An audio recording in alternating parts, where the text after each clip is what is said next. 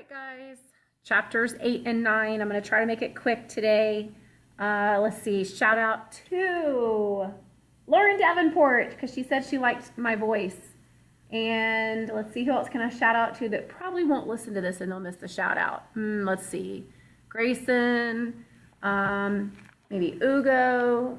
Who else can I shout out to that probably will not listen to this? Somebody from first period. Who would that be?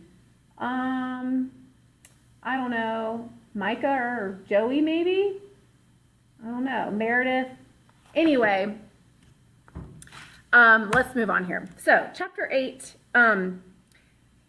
after chapter 7, when we find out that Justine has been accused and is going to trial, then chapter 8, of course, is dedicated to her trial. So, as always, I assume that you've read the chapter before you're listening to the lecture. So I'm just going to kind of gloss over a couple things here.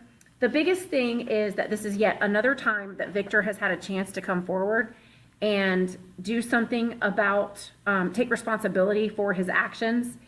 And poor Justine, because she's, kind of a lowly peasant and a woman, is automatically going to get not as fair of a trial as someone else would, especially a man or a woman of a higher status.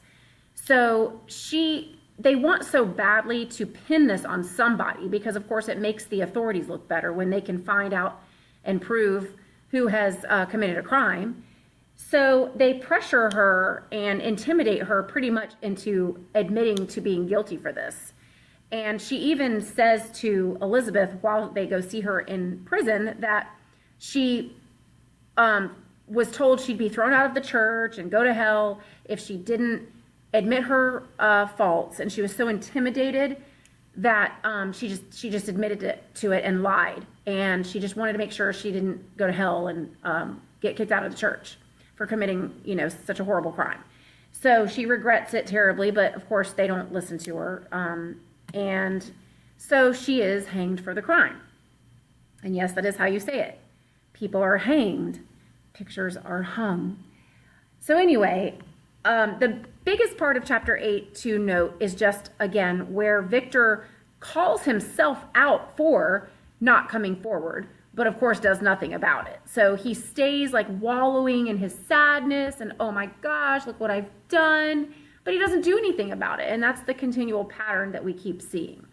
So I'm going to find you the passage here where he talks about that he could have come forward and he doesn't. So right before she is is right before Justine's hanged, right here. Thus the poor sufferer tried to comfort others and herself. She indeed gained the resignation she desired, but I, the true murderer, felt the never-dying worm alive in my bosom, which allowed of no hope or consolation. Elizabeth also wept and was unhappy, but hers also was the misery of innocence, which like a cloud that passes over the fair moon for a while, hides but cannot tarnish its brightness. Anguish and despair had penetrated into the core of my heart. I bore a hell within me, which nothing could extinguish. We stayed several hours with Justine, and it was with great difficulty that Elizabeth could tear herself away. So then, they hem and haw a little bit over Justine, and they kind of say their farewells, and the next day, Justine is put to death. So then Victor says, my passionate and indignant appeals were lost upon them, meaning the judges. And when I received their cold answers and heard the harsh, unfeeling reasoning of these men, my purposed avowal died away on my lips. Thus I might proclaim myself a madman, but not revoke the sentence passed upon my wretched victim. She perished on the scaffold as a murderess. So he even says, I didn't come forth because I would have proclaimed myself a madman. Then he says, from the tortures of my own heart, I turned to contemplate the deep and voiceless grief of my Elizabeth. This also was my doing, and my father's woe and the desolation of that late, so smiling home, all was the work of my thrice accursed hands, meaning 3 times accursed. So he has accursed his creation by abandoning it. He has indirectly caused the death of his brother William, and now he has indirectly caused the death of his wonderful friend Justine. So despite all of that and admitting that to us, the reader, he fails to take responsibility for things that he could have done to prevent it, to prevent both of these deaths. So it's the, oh, woe is me, I'm so sad about what I've done, but I didn't do what I should have to have prevented it, So he says at the end of the chapter, thus spoke my prophetic soul, as torn by remorse, horror, and despair, I beheld those I loved spend vain sorrow upon the graves of William and Justine, the first hapless victims to my unhallowed arts. So he actually, admits to us and admits to Robert Walton as he's talking to him that these are indirectly his victims, that, he has caused their deaths. So moving on to chapter 9, let me get to chapter 9. Again, we are moving into an entire chapter about poor Victor's sadness and despair over what he's done. So the main thing I want you guys to note is that we have traveled through several emotions here since the beginning of the book. The beginning of the book, Victor is full of ardor, full of passion, full of drive to do this thing that he's wanted to do all his life and study this science and figure out a way to reanimate life, right? Then once he creates the monster, he abandons it, right? So he has such agony. The word agony is used in the book as well. He has such agony over what he's done, right? I can't believe that I've abandoned this thing. Look what I've done. Oh my gosh. And it makes him sick and physically ill. And we went through the chapters with Henry nursing him back to health. So he went from being arduous to abandoning his creation and even his family, to feeling incredible agony over what he's done and abandoning the monster. Then finds out William dies and he moves into anguish. And so he uses that word quite often in those couple chapters about William. So we've now gone from ardor to abandonment to agony and now anguish.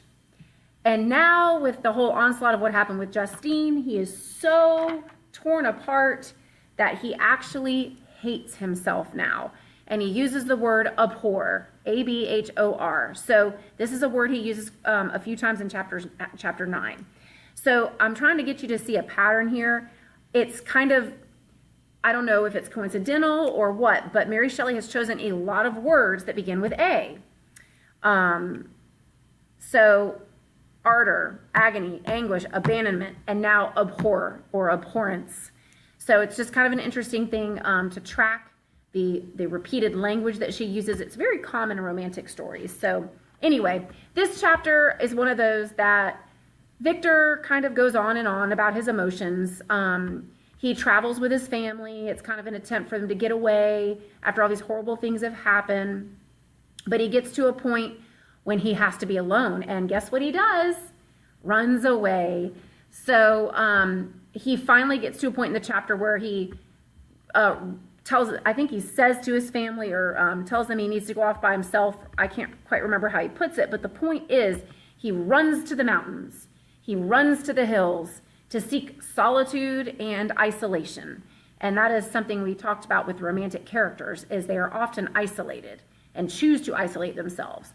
So here he travels into the mountains, into the snowy hilltops and glaciers, and he goes on and on and on. But he the whole point of this part of the chapter is that he flip-flops back and forth throughout this part of the chapter between feeling like some emotional healing from being in the mountains to feeling complete despair.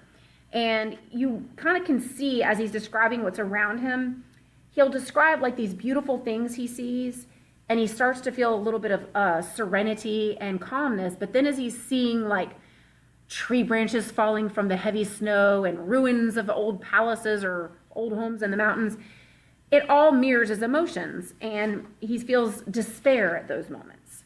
So that's really the kind of the whole point of this chapter, is to show how he runs away from his problems, He has self-hatred and abhorrence and loathing for himself. But again, he doesn't want to take responsibility for his actions. So I'm going to just try to find you the place where he talks about the hatred of himself. So hold on, let me get to that paragraph. I have to look at where, here it is. At these moments I wept bitterly and wished that peace would revisit my mind, only that I might afford them consolation and happiness. And then he says, my abhorrence of this fiend cannot be recognized. When I thought of him, I gnashed my teeth. My eyes became inflamed, and I ardently wished to extinguish that life which I had so thoughtlessly bestowed. Of course, talking about the creature that he has created. He says, I wished to see him again, that I might wreak the utmost extent of abhorrence on his head and avenge the deaths of William and Justine. Our house was a house of mourning, and my father's health was deeply shaken by the horror of recent events. So it's kind of like he has this incredible hatred for the monster, of course, but yet it's kind of projected back on himself because he's the creator of this thing. He abandoned it. So you can see a combination of these words, abhorrence, and now his ardent passion for creating life. Now he's ardently passionate about extinguishing life. So that's kind of the sort of irony here in this chapter. By the end of the chapter, he comes back down, from his little tryst in the mountains, exhausted. He says, the same lulling sounds acted as a lullaby to my too keen sensations. When I placed my head upon my pillow, sleep crept over me. I felt it as it came and blessed the giver of oblivion. So he comes back home or goes back to wherever he spends the night or whatever, but the point is he's now escaping reality through sleep, just like he did back when he abandoned the monster and got sick and Henry had to nurse him back to health. It's just one escape after another that he tries to get out of facing reality. So that's really the point of the chapter. And tomorrow we will move into chapter 10, which kind of finishes that whole thing out, and something's going to happen that kind of brings him in face to face with the monster.